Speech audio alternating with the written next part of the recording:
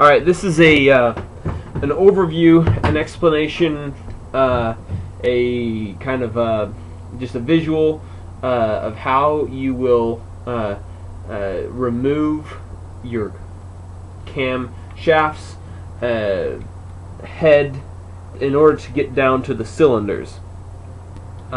This is important because if you do not have compression in a cylinder, you need to figure out if your valves are bent, or if they're corroded, or if the piston rings are seized, are stuck. Any of those sorts of questions will be answered by removing the head in order to get down into the cylinder. In order to remove the head, there are a few steps. Number one, remove the valve cover. Here's the valve cover. It's just very simple. 10 millimeter a wrench or whatever. Undo the bolts. Remove it. Be careful not to tear the gasket. In all my movies, I'm trying to save you as much money as possible, and so what I do is remove all of the bolts except for 4. Just loosen them slightly. Take a hammer, tap, and you'll break the seal in between the. It might take a few taps. You'll break the seal in between the valve cover and the gasket, or the head valve cover and the head, and you'll have it all loose. Then take the bolts out, and then remove it. If you don't do that and then tap it, there's a likelihood that it'll slide too far, and part of the gasket won't be loosened up, and it'll rip the gasket, and you'll have to buy a whole new gasket. So that's an important thing. I just kind of learned that from trial and error, which that's typically what you'll have to do when working on engines. You'll just have to learn things by experience. Here's I'll move the light around for you so you can see it a little better. This is a dual overhead cam engine. If I haven't said it already, it's a kz1000 1979 dual overhead cam. Like I said, here's one cam, here's the other cam. So number 1, number 2, and then over here we have what I call the cam sprocket, or you can call it the camshaft sprocket. That's awful long, but here's the second camshaft sprocket, which connects to the cam chain. Here's the cam chain. It runs in between the two, goes all the way down to the crankshaft, and the crankshaft turns the cam chain, which then turns the camshafts, which in turn opens and closes the intake and exhaust valves. And those all. That's the general overview. You might be wondering what this piece is in the middle. So you see how the cam chain dips in the middle there? Well, that is because this thing keeps the chain down versus going straight across. It has a tendency to wobble. This keeps it down. That is not too incredibly important in the disassembly process. You don't have to watch what you do when you deal with that. Anyways, I'll get to that in just a second. Pretty much, I guess I've gone over everything. Here we have the cam lobes. Here's some cam lobes. There'll be 4 on each cam shaft, as you will see on yours. You can't see that on mine. You can only see one, and there's others. Then you have some camshaft holders. They hold the camshaft down. There'll be 4 in all of those on all of the cam shafts.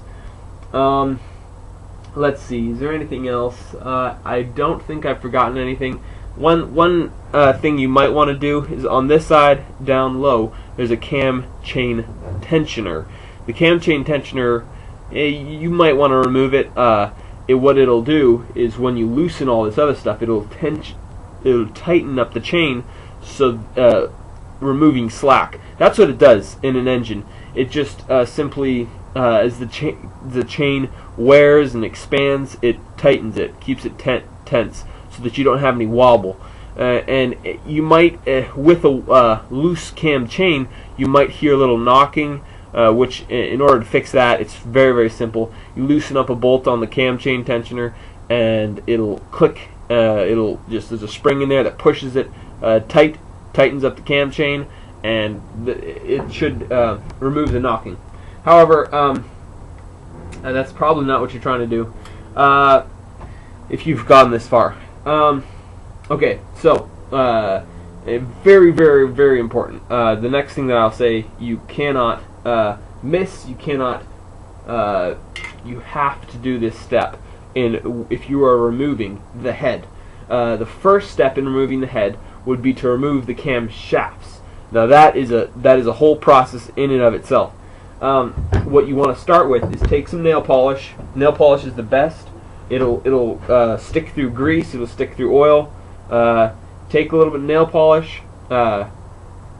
Strike a mark straight across the cam chain and onto the cam sprocket. Okay, like I said, here's the cam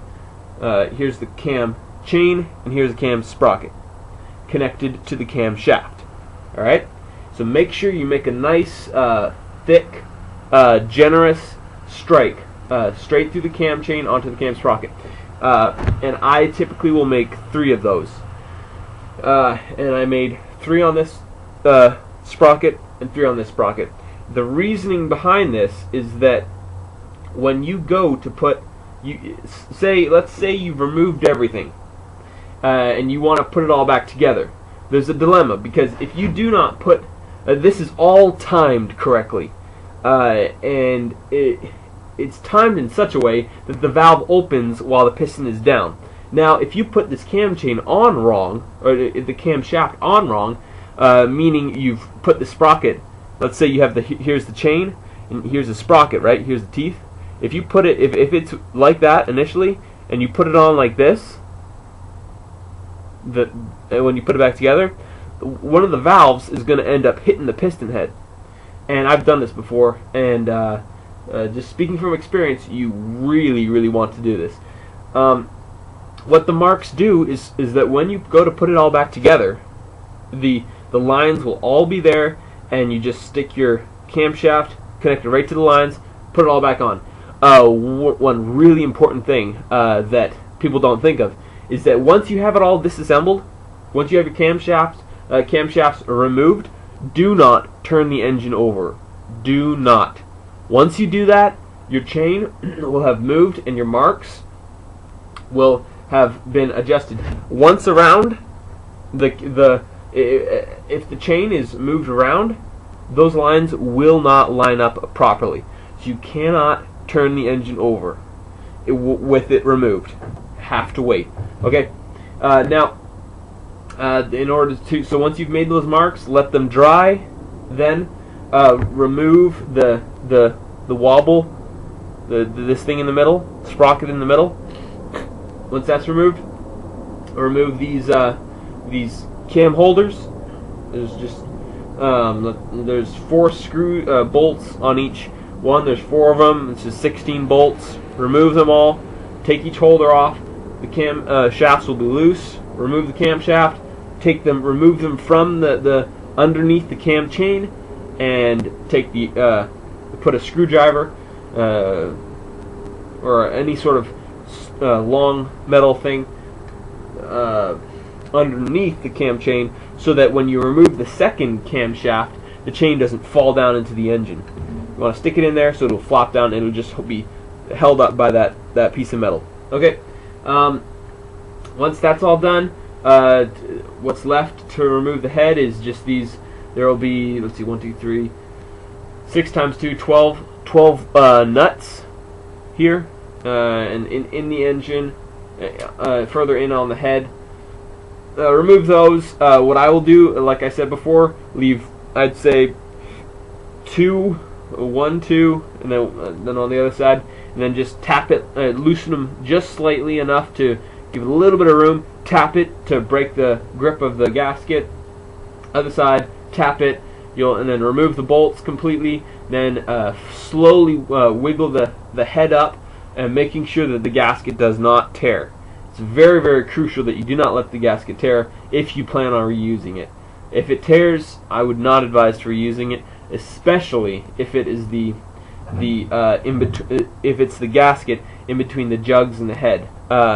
You will be very disappointed if you do put on a ripped gasket between a jug and a head, and because there will be no compression in your cylinder, and you will have to remove and disassemble the whole cam assembly and all of that. It's about the general idea. I don't want to make this movie too long for all of you, but yeah, that's pretty much it. This applies to basically any engine. The general idea is all the same. Make sure that you mark cam sprocket in your cam chain. That's just, remember that. It's the only thing you don't remember is that. Good.